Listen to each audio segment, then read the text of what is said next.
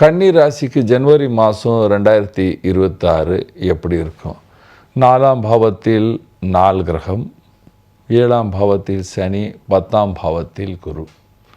பாருங்கள், பல விஷயத்தில் கவனிக்க வேண்டிய விஷயம் என்றால், 4ஆம் பாவம் என்றது சுகஸ்தானம்.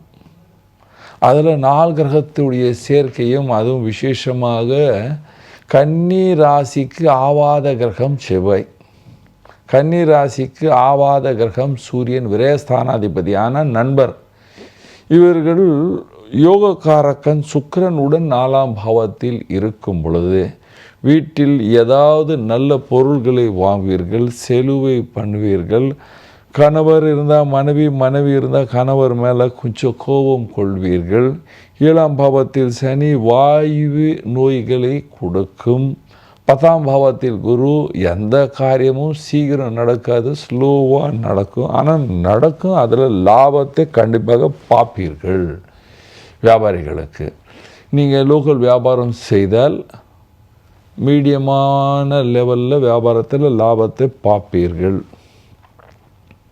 15ஆம் தேதி பிற்பாடு நல்லாவே இருக்கும். இம்போர்ட் எக்ஸ்போர்ட் பண்ணுறவனுக்கு 16th ஜனவரிக்கு அப்புறம் வியாபாரத்தில் நல்ல லாபம் இருக்குது என்று சொல்லலாம். நீங்கள் அரசியலில் இருந்தீங்க, சுமாரான காலம் பேர் புகழ் இருக்கும். ஆனால் தன்னுடைய ஆரோக்கியத்தை பார்த்து கொள்ள வேண்டும், கவனிக்கணும் அதை.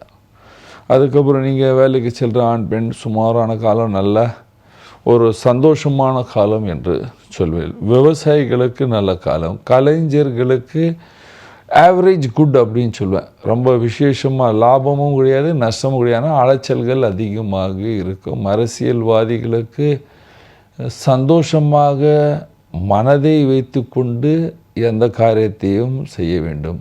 அலைச்சல் செய்து ஏதாவது தப்பை செய்து மாட்டிக்கொள்ளாதீர்கள். ஏனென்றால் நீங்கள் அவசரப்பட்டீங்கன்னா ஏதாவது தப்பு செய்வீங்க, அந்த தப்பு மாட்டிக்கொள்ளும், எல்லோருக்கும் தெரிஞ்சிடும். அதனால் பேர் கெடுத்துடும்.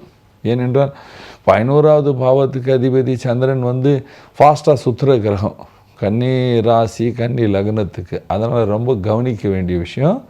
அதனால் உங்கள் மனசை தளர விடக்கூடாது. தளர விட்டிங்கன்னா எங்கேயாவது மாட்டிக்குவீர்கள். படிக்கிற ஸ்டூடெண்டெல்லாம் நல்லா படிப்பீங்க, தைரியமாக இருக்கீங்க. ஆனால் 4ஆம் பாவத்தில் செவ்வாய் இருக்குது, வாகனத்தை ஸ்பீடாக ஓட்டி கொண்டு போவாதீர்கள். ஏன்னா 4ஆம் பாவத்தில் இருக்கிற செவ்வாய் உடைய பார்வை 7ஆம் பாவத்துக்கு இருக்குது. அதனால் எல்லோருக்கும் சொல்கிறேன், கல்யாணம் யார் யாருக்கு ஆயிடுச்சு எல்லோரும் தன்னுடைய லைஃப் பார்ட்னர் கூட விவாதம் செய்யாதீர்கள். விவாதம் செய்தால் பிரச்சனைகள் அதிகமாகும். என்ன பரிகாரம் செய்யலாம் பாருங்கள். பரிகாரம் செவ்வாயின் பரிகாரம் பெண்களுக்கு, வயதானவர் அம்மா இருந்தாலும் சரி, சின்ன குழந்தையாக இருந்தாலும் சரி, செவ்வாய்க்கிழமை பகவான் விநாயகரை கும்பிட வேண்டும். கோவில் போய் கும்பிட்டா சரி, அல்லது வீட்டில் இருந்து கணேஷ அதர்வ சீர்ஷ் படித்தாலும் சரி. ஆண்கள் எல்லோரும் ஆஞ்சநேயர் பூஜை செய்ய வேண்டும். ஹனுமான் சாலிசா அல்லது சுந்தர காண்டத்தை தினமும் படிக்க வேண்டும்.